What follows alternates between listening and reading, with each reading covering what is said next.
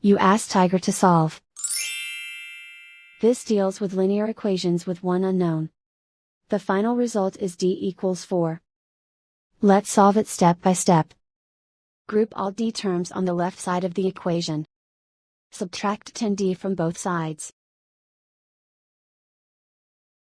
Group like terms. Simplify the arithmetic. Group like terms. Simplify the arithmetic.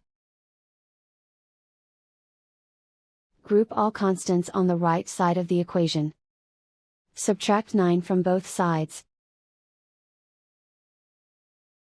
Simplify the arithmetic.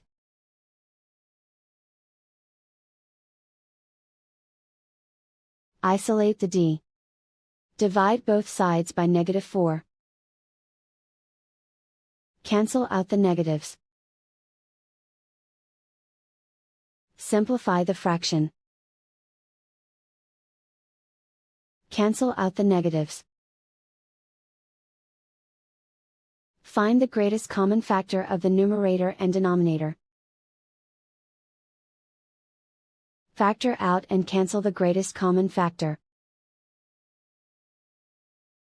And so the final result is d equals 4.